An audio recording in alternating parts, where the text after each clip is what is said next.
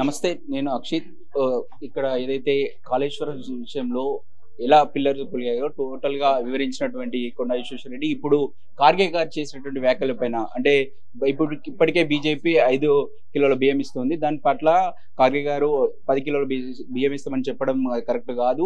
ఇక్కడ ఉన్నటువంటి స్థానిక ప్రజలు ఎంత వరకు అవసరం ఉంది బియ్యం అని చెప్పేసి దాన్ని టోటల్‌గా వివరించే ప్రయత్నం కొండా విశ్వేశ్వరరెడ్డి చేశారు. చెప్పండి సార్.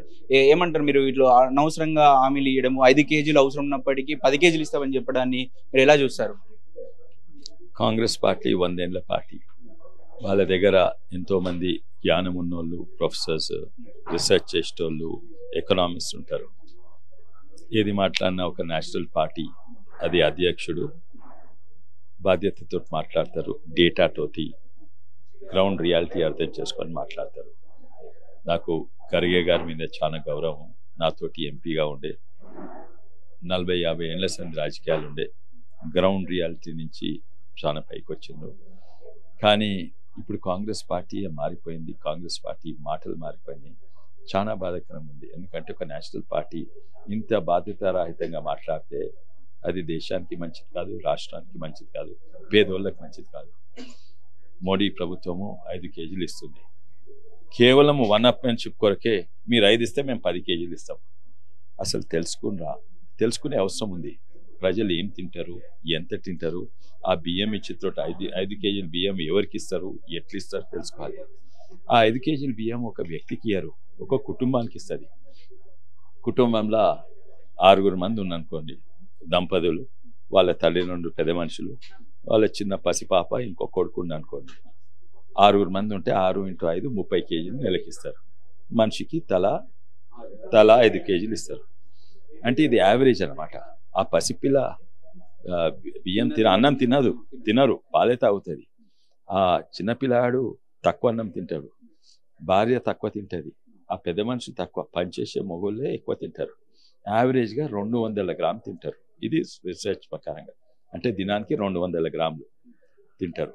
అంటే ఏడాదికి 200 × 365 మల్టిప్లై చేస్తే అది 73 కేజీలు అవుతుంది. అంటే ఒక మనిషి యావరేజ్గా ఓన్లీ 73 కేజీలు తింటారు. అటువంటప్పుడు 10 కేజీలు నెలకంటే ఏడాదికి 120 కేజీలు. దానికి ఏమన్నా అర్థం ఉందా? వాళ్ళు అడిగినరా? వాళ్ళ అవసరమా? అవసరం ఉన్నది పక్కకు పెట్టి నోట్ల కుక్కుతారు. అంటే 40 కేజీలు ఏడాదికి నోట్ల కుక్కుతారా? లేకుంటే అది ఏంది బయట వారబోయాలనా? లేకుంటే దాంతో సారా చేసుకోవాలా? ఎందుకు ఇది నిజంగానే సమాజంతో దూరం వెళ్ళిపోయింది. భారతీయులు ఏం తింటుండ్రో, ఎంత తింటుండ్రో కూడా అర్థమైతలేదు. ఇటువంటి పార్టీలు పాలసీ చేస్తే దేశం తప్పనిసరిగా నాశనం అయిపోతుంది. ఇంకొకటి సార్, మీరు ఎలా ఉంది పరిస్థితి? మీరు ప్రచారం డీప్గా జనంలోకి వెళ్ళారు. ఏ ఫ్యాక్టర్ పనిచేసింది కొండా విశ్వేశ్వరరెడ్డి గెలుపు కంటే ఏం చెప్తారు?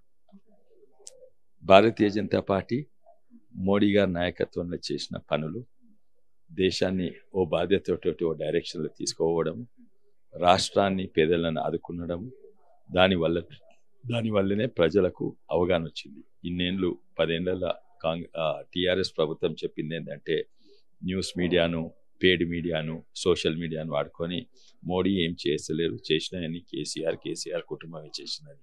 ఇప్పుడు అందరికీ అవగాహన వచ్చింది. కేసీఆర్ చేసిందని ధనిక రాష్ట్రము అప్పుల పాలు చేసిండు, కాళేశ్వరంలో కుంభకోణాలు కట్టిండు, రైతులకు పోయే ధనం మొత్తము కాళేశ్వరంలో కుమరించిండు, రాష్ట్రాన్ని నాశనం చేసిండు. అయితే ఇంతో అంతో రాష్ట్రానికి వస్తుందంటే అది కేవలం మోడీ వల్లనే. 5 కేజీల బియ్యమైనా లేకుంటే మద్దతు ధర ఇచ్చేది 2,000 రూపాయలు క్వింటల్కు వాళ్ళే. అంటే రాష్ట్రానికి దాదాపు 25,000 కోట్లు ఇచ్చేది కేంద్ర ప్రభుత్వమే.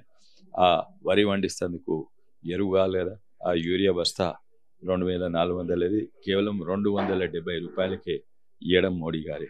అదే కాక ఎంఎన్ఆర్ఈజీ ఉపాధి హామీ 300 రూపాయలు. అంటే కాంగ్రెస్లో 150 ఉంటే అది లంచాలతోటి 80-90 రూపాయలు వచ్చేది. ఇది 300 రూపాయలు డైరెక్ట్ బ్యాంక్ అకౌంట్ పడుతుంది. అది మోడీ గారే. అదే కాక దాని విధానాన్ని మార్చింది. దాంట్లో మెటీరియల్ కాంపోనెంట్ యాడ్ చేసి దాంట్లో సిమెంట్, స్టీల్ ఇస్తే రోడ్లు అవుతున్నాయి ఉపాధి హామీతోటి. అదే కాక రైతు వేదికలైనా ఏమైనా కూడా లైట్ బుగ్గలు వచ్చినా ఇవన్నీ కూడా మోడీ వల్లే. ఆఖరి శ్మశాన వాటిక కూడా మోడీ. ఇవన్నీ ప్రజలకు అవగాహన వచ్చింది. చెప్పేది ఒకరు చేసేది ఇంకొకరు, సొమ్మొకంది షోకొకంది తెలిసిపోయింది. అందుకే మొత్తం తెలంగాణ మారిపోయింది. ఇప్పుడు బీఆర్ఎస్ పరిస్థితిని చూస్తే మీకు ఏమనిపిస్తుంది? ఒక ఉద్యమ పార్టీ ఇలా ఒక్కసారిగా గ్రాఫ్ పడిపోయి ఈ స్థాయికి ఈ పడిపోవడాన్ని ఎలా చూడొచ్చు అంటారు? వాళ్ళు చేసిన ఫలితం ఇదే.